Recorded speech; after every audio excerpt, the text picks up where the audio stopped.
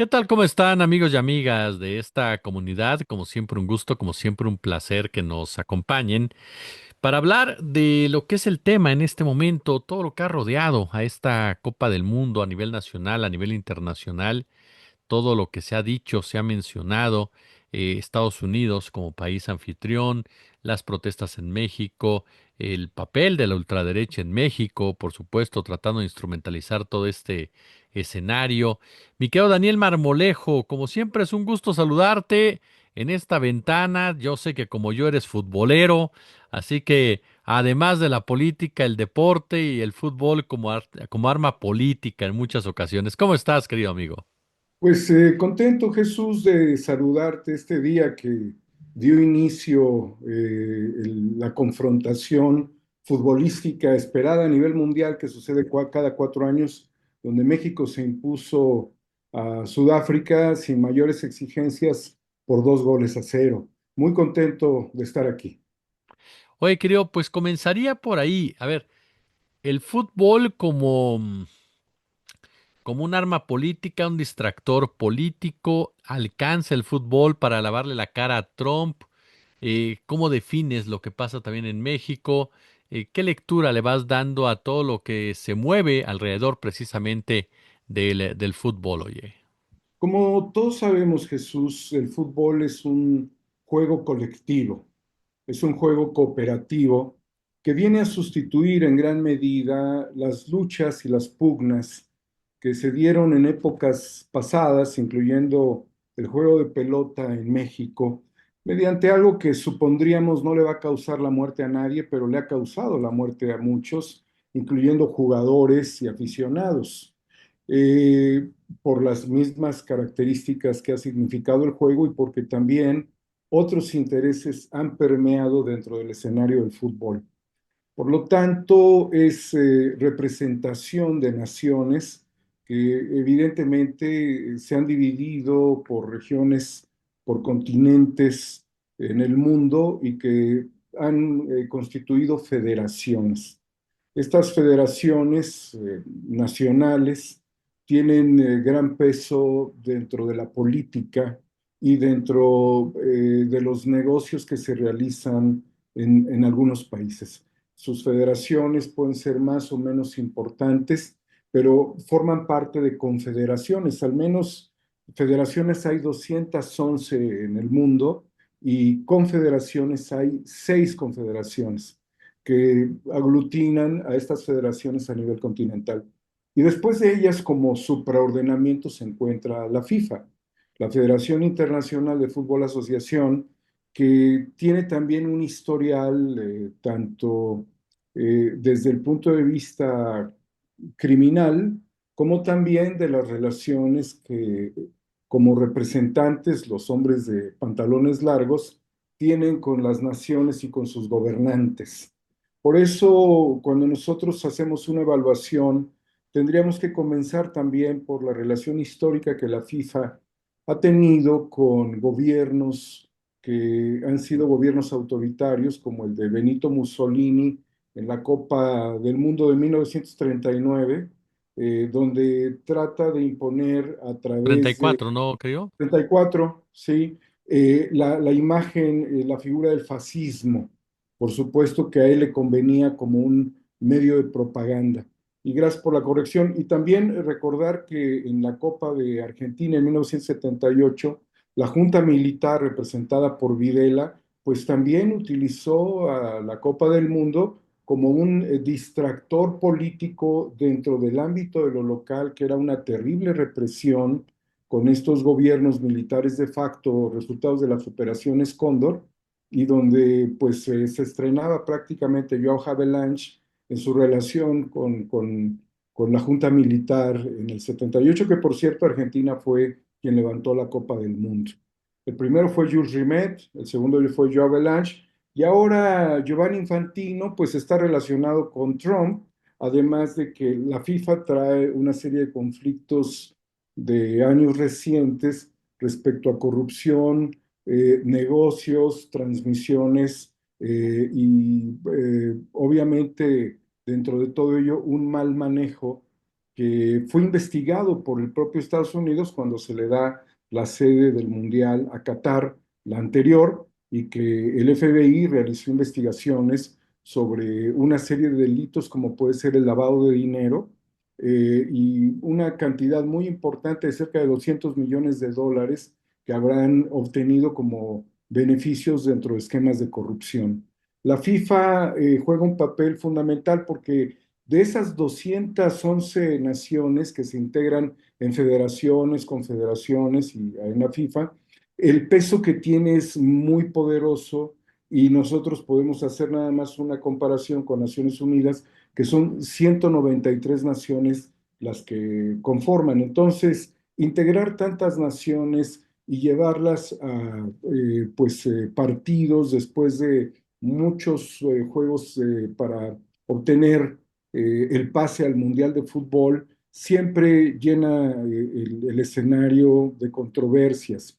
Al margen de que hoy, prácticamente a finales del año pasado, justamente, la FIFA le entrega un premio al desesperado Donald Trump, que le gusta llenarse de coronas, de premios, de virtudes, de laureles, y le entregan un premio de la paz después de que el premio Nobel se le negó. Y hoy estamos viendo que el gobierno, obviamente racista, supremacista, de tendencia tecnofascista, ha impuesto condiciones restrictivas para equipos de fútbol, para naciones como es Irán, en este caso, que está en conflicto y bajo amenaza permanente, tanto de ataques como de supuestas negociaciones. También hemos visto a sujetos como el caso del árbitro somalí Omar Artán, que le prohibieron el ingreso a Estados Unidos.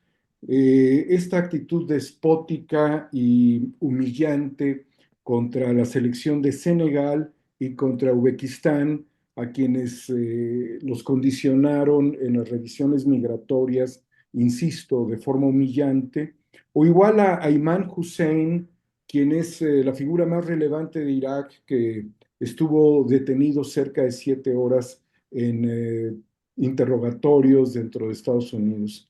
Entonces, la FIFA, el fútbol, la guerra, las dictaduras militares, los grandes negocios que significan las transmisiones de fútbol, los acuerdos oscuros que han hecho con empresas offshore, incluyendo el actual dirigente Gianni Infantino, que él realizó en el año 2006 operaciones cuando formaba parte de la UEFA con un offshore que apareció en los Panama Papers y que esta empresa offshore estaba en una pequeña isla en el sur del continente que habría generado pues cantidades muy importantes de ganancias por negociaciones y acuerdos que después significaron la reventa de las transmisiones de fútbol.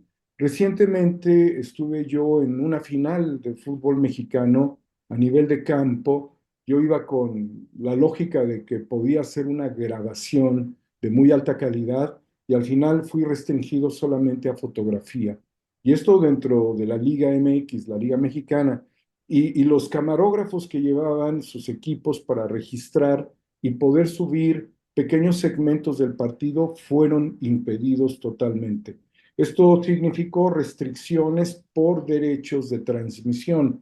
En ese sentido, la FIFA que para este mundial pudiera estar teniendo ingresos de aproximadamente 13.000 millones de dólares, más de 4.000 millones, quizás 4.400 millones tienen que ver con transmisiones de fútbol, con derechos. Y esto también ha tenido consigo una serie de impedimentos para que la vinculación social y cultural que representa el fútbol en el ámbito cotidiano del trabajo, de las familias, de los núcleos sociales en espacios pues de reunión estén también limitados por posibles sanciones ante el no pago de derechos. Entonces, estamos viendo un encadenamiento que también limita a través de estos espacios de comunicación el uso de un lenguaje liso y llano tan claro como el nombre del evento, la organización y otras palabras que se vuelven motivos como si fuesen hashtags de persecución a nivel de redes sociales y también lo que ha establecido Donald Trump, que si alguien ingresa, por ejemplo, un youtuber o un influencer de cualquier red social, de TikTok, de cualquiera, de X, a Estados Unidos con una visa de pues, turista y utiliza sus medios para hacer una transmisión o una comunicación, una referencia de lo que sucede ahí, estaría en riesgo de que le cancelen la visa. Entonces estamos viendo cómo este deporte adquiere los mismos niveles de control fascista de los regímenes anteriores que suprimían históricamente toda comunicación, toda verbalización, todo contenido, toda reflexión y toda crítica si no se mantiene dentro de ciertos márgenes. Aprendieron muy bien de Mussolini, aprendieron muy bien de Videla, han aprendido muy bien con Donald Trump y también con otros gobiernos que han establecido condiciones autoritarias como el gobierno de Qatar o incluso de manera crítica los comentarios que se han hecho sobre Rusia al respecto. Todo este potencial que tiene el control de la comunicación, el control de la integración social colectiva, el control que disciplina prácticamente a los estados-nación a realizar importantes obras para que se puedan desarrollar este tipo de eventos y que en el caso de México, por los arreglos que hizo el estúpido de Peña Nieto, no le significa nada, ningún beneficio para la hacienda pública, contrario a lo que sí logró Canadá y sí logró Estados Unidos, y esto va con dedicatoria a todos los prianistas y sus cabezas visibles como Alejandro Moreno, que viene a hacer críticas permanentes al sistema y a la transformación que se está tratando de implementar en México. Ellos, el PRI, con Peña Nieto negoció todo en gratuidad. Entonces, yo no dudaría que Peña Nieto, que esos tengan pases especiales en el estadio, que también ha cambiado de nombre como parte de las disposiciones obviamente la imposición de algo que pudiéramos decir un Estado desde un punto de vista conceptual, porque es sumamente dominante los requerimientos de la FIFA dentro de Estados-naciones libres e independientes con soberanías. Y esto también lo podemos llevar a la reflexión de cómo en este momento hay ciertos niveles de densidades del espacio aéreo en donde, por un lado, el espectro electromagnético está controlado y restringido. Por otro lado, el espectro de banda ancha está sumamente controlado y monitoreado. Y después tienes un operativo que en el caso de México refiere el nivel de 25,000 pies eh, sobre la superficie, que es vigilado por aviones de combate eh, para evitar ataques de larga distancia a nivel territorial. También sobre los 19,000 pies tienes aviones tripulados que pueden estar con, digamos, una autonomía cerca de 25 horas continuas de operación sin necesidad de reabastecimiento. Luego tienes a los 10,000 pies, pues otro tipo de aviones que son interceptores. A los 1,000 pies tienes helicópteros Black Hawk, a los 500 pies tienes drones de vigilancia y sobre la superficie de la Tierra tienes sistemas antidrones que impiden que cualquier usuario lúdico común o algún realizador pueda realizar algún ascenso para tomar ciertas perspectivas de lo público, de lo social. Entonces, ellos te llevan a una serie de sujeciones a estados soberanos como el mexicano, donde no hay contribución desde el punto de vista sendario, donde no hay beneficios, donde también han limitado el acceso visible y ambulante hacia el comercio local, está prácticamente protegido.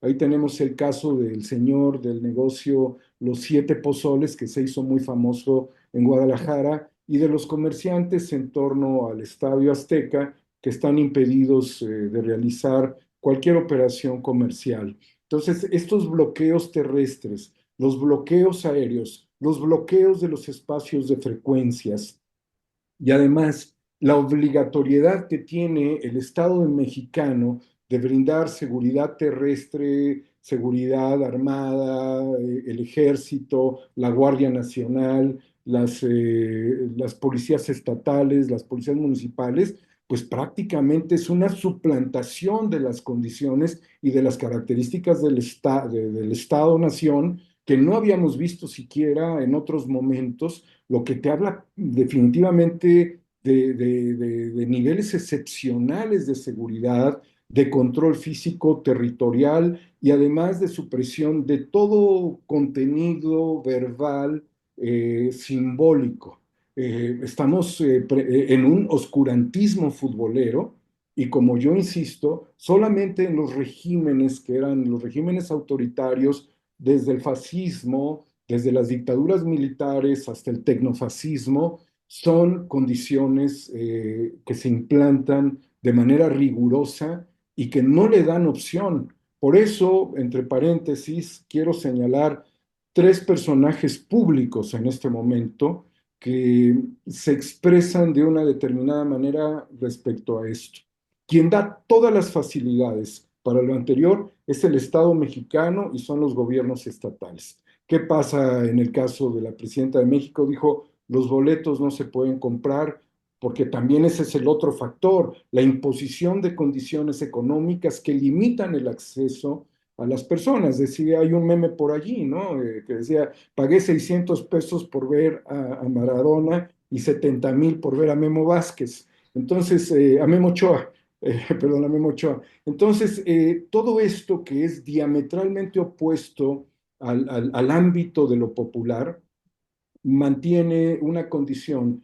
La figura presidencial no asiste al estadio, como si asistieron en su momento Gustavo Díaz Ordaz, como si asistió en su momento Miguel de la Madrid Hurtado en los mundiales anteriores. Hoy Claudia Sheinbaum dice, no me planto en el Estadio Azteca. No es falta de ganas, es una lógica en donde marca distancia. En cambio, ves a un sujeto que fue muy criticado al ingresar, que promovió pañuelos con un mensaje de que había que criticar al gobierno y que con eso se le iba a ganar, es decir, la suplantación de los valores culturales deportivos por una crítica al gobierno, por un fascista, como lo es Ricardo Salinas Pliego, quien además fue recibido en el corredor que ingresa al estadio con un séquito de guardaespaldas donde la gente le gritó perra de Trump, perra de Trump. Y el otro factor, que son los oportunistas, como lo es el gobernador de Nuevo León, Samuel García, que le regala a Infantino un sombrero, ¿sí? Norteño, y le regala una playera con el nombre, ¿no? Entonces ves a los oportunistas, ves a los fascistas con ideas golpistas y ves al poder político que se disocia de todo esto que acabo más o menos de desmenuzar. Mi querido Daniel, tenemos poco tiempo, pero sí me gustaría profundizar un poco en esto último. Toda una campaña en redes para hacer ver como que Salinas Pliego fue recibido como el próximo presidente, él poniéndose la playera del 30, su esposa del 20, diciendo que ahora sí van a sacar a todos, que somos más los buenos. ¿Qué lectura le das a esto? ¿Un lanzamiento de candidatura, una definición de proyecto o, como bien lo dices, simple y llanamente un fascismo oportunista? Mira, el fascismo oportunista siempre va a estar allí, como el fascismo que se recompone, ¿no? Es como las heces de las vacas que se van reproduciendo con sus propios gusanos en espacios que pueden ser relativamente fértiles. Yo creo que hay que tener mucho cuidado, porque nosotros cuando veíamos la figura de Milei, la veíamos como una figura muy lejana porque el posicionamiento de la izquierda con sus asegúnes aunque el gobierno de Fernández, de Alberto Fernández en Argentina, era bastante endeble, pero no rompía con el carácter social, vimos nosotros qué pasó. En el caso de Brasil sucedió también el ataque, pero fue un golpe también orquestado legislativo contra la presidenta Dilma Rousseff.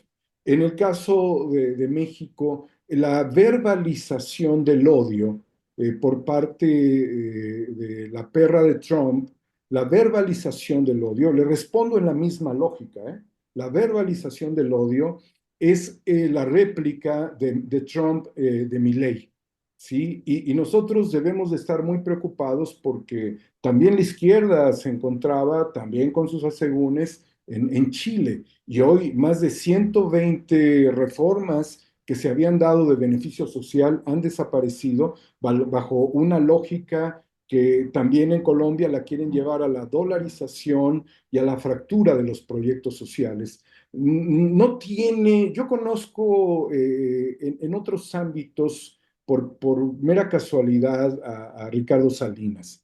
No es un hombre verdaderamente talentoso, ni para jugar golf, ni para... Es básicamente una figura que se ha aprovechado de todo. Se aprovechó hasta de Raúl Salinas de Gortari, pero estas condiciones significan que de alguna manera él se ha encumbrado y que estaría buscando una relación con Trump para poder asegurar un golpe al sistema político mexicano y a las estructuras y lógicas de transformación. Por eso, aunque hay cuestiones muy legítimas, y volvamos al oportunismo para tratar de cerrar la idea, respecto a las luchas de las madres buscadoras, respecto a la lucha por recuperar los sistemas solidarios de pensiones en el caso del magisterio.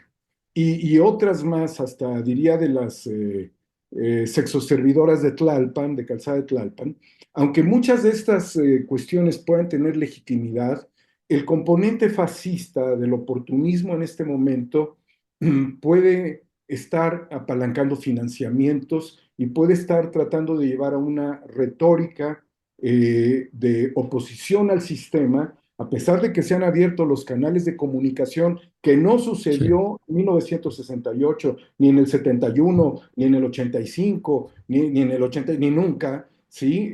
A tratar de hacer ver mal al gobierno como un gobierno que no es. No tenemos un gobierno comunista. Si el comunismo existiera, Ricardo Salinas estaría en la cárcel, sus frecuencias estarían bloqueadas, estarían con otros concesionarios y no habría esa televisión basura, pero estas lógicas también caen dentro de las estrategias de guerra híbrida y de golpe y de golpes llamados golpes blandos. Para mí ningún golpe, para mí ningún golpe es blando.